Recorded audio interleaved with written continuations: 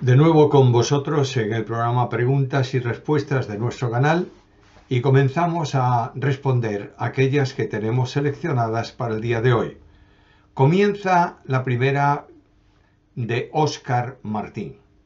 Primeramente quiero decirle que me bendijo mucho su prédica y la compartí por Facebook. Ahora bien, en su Biblia, donde lee, creo que es Reina Valera 60, dice: habiendo purificado vuestras almas por la obediencia a la verdad mediante el Espíritu, pero me fijé en mi Biblia textual cuarta edición, en mi Biblia de las Américas y en la nueva versión internacional, en la Biblia textual 4, no está el mediante el Espíritu, y en la nota dice que manuscritos inferiores agregan mediante el Espíritu.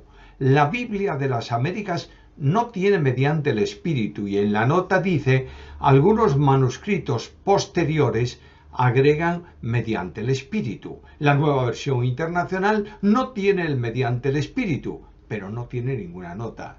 Yo sé que usted sabe de crítica textual porque lo he oído, y también oí que la Biblia que usted memorizó es la Reina Valera 60. ¿Me puede dar su opinión al respecto?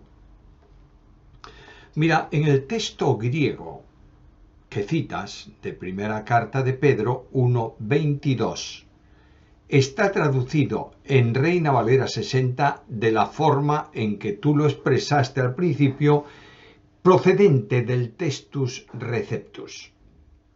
Ahora, ese versículo tiene varias alternativas de lectura.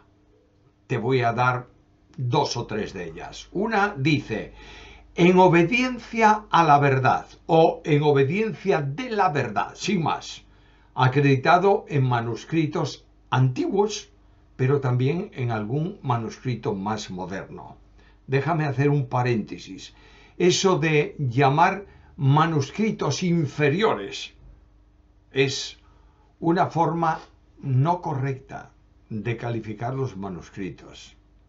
Y cuando se habla de manuscritos poco seguros, también es muy arriesgado hacerlo de esta manera, pero no entro en ese tema porque no es el de esta pregunta.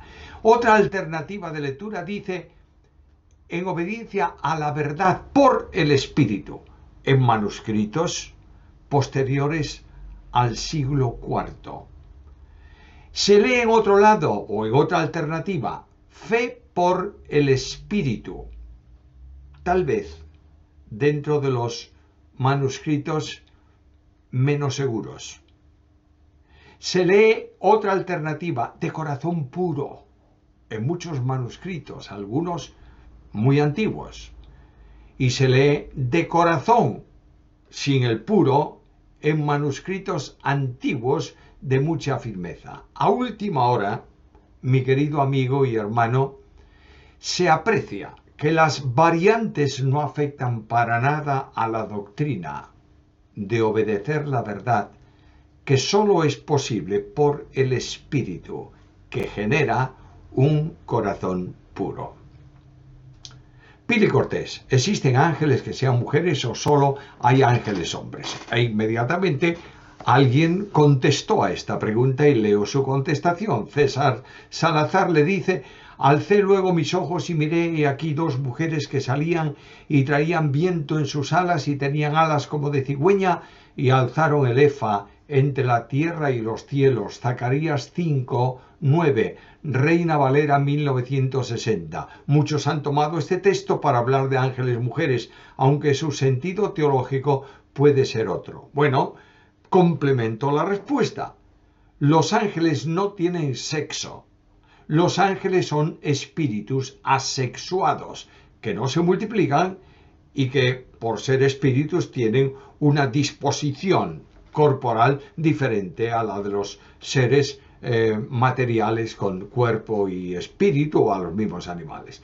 La cita de Zacarías para nada se refiere a ángeles, sino que está describiendo una visión real relacionada con el mal y con el pecado. Franco Lara Zamudio: Tengo completamente claro que la salvación no se pierde si uno realmente, por la gracia de Dios, ha creído en el Señor Jesucristo, pues la Biblia lo respalda con muchos textos bíblicos. Sin embargo, en muchas denominaciones que enseñan de la salvación por gracia y mediante la fe en Cristo, de seguro muchos de sus congregados serán personas salvas, pero a la vez algunas de estas congregaciones enseñan también que la salvación se puede perder al pecar. ¿Es la salvación doctrina fundamental o general? Y quienes han creído en el Señor y creen que la salvación se puede perder, ¿son realmente salvos? La salvación, como doctrina soteriológica, es fundamental y no es general. La seguridad de salvación es un tema firmemente enseñado en el Nuevo Testamento, del que hemos considerado muchas veces este asunto contestando preguntas. Los que creen que la salvación puede perderse son creyentes que no han entendido bien o no han sido enseñados de forma precisa sobre la seguridad de salvación. Estos pueden perder el gozo de la salvación, pero no pueden perder la salvación si realmente han sido salvos. Antonio Fernández Heredia, ¿me puede explicar la omnipresencia de Jesús en la tierra con algunos textos o ese atributo no lo usó, puesto que estaba en el cuerpo de hombre? Cristo Jesús usó todos los atributos incomunicables de Dios porque era Dios. Naturalmente que hay textos, pero uno solo es suficiente. Juan se refiere al Verbo encarnado que estaba en la tierra y dice: el unigénito Hijo que está en el seno del Padre, Él le ha dado a conocer. Juan 1:18. Jesús estaba en la tierra, pero estaba también en el seno del Padre. Nada más evidente para hablar del uso de la perfección incomunicable de Dios, que es la omnipresencia. Antonio Fernández Heredia, ¿a qué se refiere Jesús cuando dice ser perfectos, como vuestro Padre es perfecto? Si el ser humano por su naturaleza caída y su concupiscencia se lo impide. Si el Padre Celestial es perfecto, el creyente debe aspirar a una vida que delante de los hombres sea perfecta, en el sentido de que nadie le pueda acusar de maldad, de perversidad, de corrupción. Siempre el creyente tiene caídas y tiene problemas, pero procura hacer cumplir aquello que Juan dice en su carta: como Él es, refiriéndose a Dios, así somos nosotros en el mundo. Nadie es perfecto en el sentido impecable hasta que estemos en la presencia de Dios. Pero el Espíritu, al reproducir a Cristo en nuestra vida, que es expresión exhaustiva de Dios, permite que el creyente viva una vida de perfección en el sentido de comunión y de relación con Dios y de santidad delante del mundo que le observa. César Salazar. Tengo una pregunta correspondiente a los muertos en Cristo. Sé que Pablo en alguna de sus cartas da a entender que en el momento en que un creyente muere pasa inmediatamente a la presencia de Cristo. Mi duda es, ¿qué tipo de conciencia tiene esa persona? ¿Es perfeccionada su alma inmediatamente al morir para así no pecar? ¿La persona tiene plena conciencia personal? ¿Sabe dónde está? ¿Conoce a los que están allí? ¿Puede disfrutar absolutamente de la presencia del Señor? Y no puede pecar, porque al creyente que es trasladado a la presencia del Señor, en la última etapa de la santificación, Dios retira de él la presencia del pecado. Por tanto, es imposible que pueda pecar, porque el pecado no puede entrar en la presencia de Dios. César Salazar. ¿Puede una hermana creyente predicar en un culto dominical de iglesia basado en lo dicho por Pablo en 1 Timoteo 2, 11, 15? ¿O solo puede predicar o enseñar en otros servicios, por ejemplo, a otras mujeres o niños? Mira, se ha contestado varias veces esta pregunta. y poner delante de los oyentes mi convicción personal puede entrar en conflicto con lo que líderes de una iglesia estén enseñando. Por tanto, remito al pastor de la iglesia y a los ancianos, como se les denomine, para que puedan responder a esta pregunta. Ángela Silva. La función de la palabra de Dios es consolación, edificación, exaltación. ¿Es correcto? Bueno, es lo que Pablo enseña en 1 Corintios 14:3. El que profetiza habla a los hombres para edificación, exhortación y consolación. Ángela Silva, sabemos que el que redarguye es el Espíritu Santo para que un alma sea convertida. Pero el redarguir por obra del Espíritu Santo para que una persona sea salva es una obra instantánea, es progresiva. En un sentido de obra santificadora, es una comprensión de la verdad del Evangelio para que la persona sea convencida moralmente como ética cristiana a la imagen de Cristo. Mira, lo único que podemos afirmar es que el Espíritu convence o redarguye al no creyente de pecado, de justicia y de juicio. Juan 16:8. Pero lo hace de forma diferente en las personas. A Pablo lo derribó a tierra y fue convertido instantáneamente. A otros los conduce por un tiempo hasta que se entregan al Señor. Pero lo que sí es cierto es que nadie que no sea redarguido por el Espíritu Santo entiende su condición de pecador. El juicio de Dios sobre Satanás y acude a Cristo para ser Salvador. Yad Han. Debemos insistir. ¿Hasta qué punto debemos insistir en predicar el Evangelio a nuestros allegados familiares? Debemos predicar y corregirles cuantas veces sea necesario para mostrarles su error, ya que la salvación es de Dios. Me surgió esta pregunta. ¿Debemos orar por la salvación de ellos? Mira, debemos predicar el Evangelio a los nuestros y en general a todo el mundo, pero no siempre es necesario hacerlo con palabras, sino con el testimonio de nuestras vidas como un medio para transmitir el Evangelio, como es el caso de aquella mujer cristiana con un marido incrédulo que fue llevado a Cristo por la conducta de su esposa. Carta primera de Pedro, capítulo 3 y versículo 11. Debemos orar por la salvación de ellos y por la salvación de todos los hombres entre los que están las autoridades, porque Dios quiere que todos los hombres sean salvos y vengan al conocimiento de la verdad.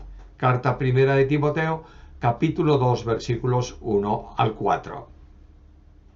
Yayan. ¿Es bíblico orar por sanidad física personal? Entiendo que las enfermedades tienen un propósito o designio de Dios para nosotros. Yo creo que la enfermedad se acepta y hasta puede uno orar para conocer su propósito o el porqué de la enfermedad, pero ¿es correcto orar en la intimidad de nuestra oración por el favor de Dios para nuestra sanidad física? No hay nada que prohíba que tú pidas a Dios que te sane. Pero es necesario entender que Dios no siempre sana al enfermo, aunque la oración sea hecha con fe, porque tiene otro propósito para la vida de esa persona con la enfermedad. María Lilia Sanabria Rodríguez, ¿me puede recomendar algunos libros para maestros de escuela dominical? Mira, nosotros en la Iglesia Unida hemos estado haciendo nuestros propios materiales para escuela dominical durante años. Mi recomendación es que busques una buena librería evangélica, seria, que tenga una buena literatura y examines lo que hay en ella. Pídele orientación al librero y siempre podemos darte luego nuestra opinión si nos das el título de la obra que quieres y también los autores. Marien Romero, ¿podría indicarme cómo puedo rebatir a un terraplanista? Marien, no pierdas el tiempo. No pierdas el tiempo con quienes se niegan a ver lo que la Biblia enseña sobre la redondez de la tierra. No pierdas el tiempo con los que se niegan a entender y aceptar imágenes tomadas desde el espacio. No pierdas el tiempo con los que tratan de enseñar un imposible, porque el día y la noche se produce porque la tierra gira y que no es un plano, etcétera, etcétera. No pierdas el tiempo. No des las perlas preciosas de tu mente y de tu corazón a los cerdos para que las devoren, las estropean y se vuelven contra ti y te muerden también. Marlene Romero, ¿los gigantes realmente existieron? Naturalmente que existieron. La Biblia lo dice e incluso da el nombre de alguno, como por ejemplo, y a modo de ejemplo nada más, Goliat. Josías Ortiz, ¿cómo puede un creyente crecer en santidad? Es muy simple. Andad en el Espíritu y no satisfaréis las obras de la carne. Gálatas capítulo 5, versículo 16. Para andar en el Espíritu, para que el Espíritu actúe en plenitud, tienes que no contristar el Espíritu, confesando los pecados ocultos que tengas y confesar, y no apagar el Espíritu, es decir, aceptar el camino que el Espíritu marca en tu vida y las disposiciones que Él establece para ti. María Elena Cisneros, no he entendido muy bien en Efesios 3:10 que la multiforme sabiduría de Dios se ha dado a conocer por medio de nosotros, la Iglesia. ¿A qué principados y potestades se refiere? ¿A los ángeles de Dios o a los ángeles caídos? He leído en comentarios bíblicos que los ángeles aprenden de nosotros. Se está refiriendo a los ángeles de Dios. Un ángel no puede saber lo que es la gracia, a no ser que la vea actuar en los hombres salvos, porque ellos no la necesitan en el sentido de salvación. No puede un ángel saber por experiencia lo que es el nuevo nacimiento, salvo que lo vea en los hombres salvos. Los creyentes somos el libro de texto que Dios utiliza para enseñar la multiforme sabiduría suya, en la salvación de los perdidos, en la formación de un pueblo y en la constitución de herederos para vida eterna. Alexander Manrique, ¿es correcto decir que existe la voluntad permisiva de Dios? No era la voluntad de Dios el divorcio, pero por la dureza de corazón humano lo permitió. No era la voluntad de Dios que Israel tuviera reyes, pero lo permitió. Tal vez no era la voluntad de Dios que Abraham tuviera un hijo con Agar, y ahora los descendientes de Ismael, que son las naciones árabes, son enemigos de la nación de Israel. Siempre hubo consecuencias cuando Dios permitió algo. ¿Qué opinas? Dios permite cosas. Escuchemos bien esto. Permite que se produzcan cosas que no están en su voluntad y propósito, como las que indicas en tu comentario, pero no puedes llamar voluntad permisiva, porque no son conformes a su voluntad. Podemos llamar permisión divina, y es así, Dios permite, pero no debemos usar el término voluntad permisiva. Christian Dobdell, ¿qué es la amarteología y qué temas comprende? En la teología sistemática que está elaborando vendrá este tema. Amartología es la parte de la teología que estudia el pecado. Temas: el pecado en sí, origen del pecado, comunicación del pecado, consecuencias del pecado, cancelación del pecado en la obra de la cruz, santificación, etcétera, etcétera. Son muchos temas. Puede ser estudiado en un cuerpo separado o más comúnmente se estudia en la antropología y en la soteriología de la teología sistemática. Naturalmente que en la teología sistemática que estoy escribiendo habrá un apartado largo dedicado a la doctrina del pecado. Félix Rodríguez, ¿qué significa la palabra enebro? Está en Primero de Reyes 19:4. Bueno, enebro es el nombre de un árbol que era muy común en Israel, no demasiado grande, más bien extendido en cuanto a hojas, que daba una buena sombra y que se utilizaba a veces para descansar debajo de él. Con esto llegamos al final de nuestro programa. Agradecemos mucho vuestra atención, agradecemos las preguntas que estáis enviando. Son un material importante para nosotros y pedimos que transmitáis este canal a otros hermanos para que puedan beneficiarse de la enseñanza que procuramos dar, bíblicamente hablando, para edificación del pueblo del Señor. Que Dios añada su bendición sobre cada uno de vosotros.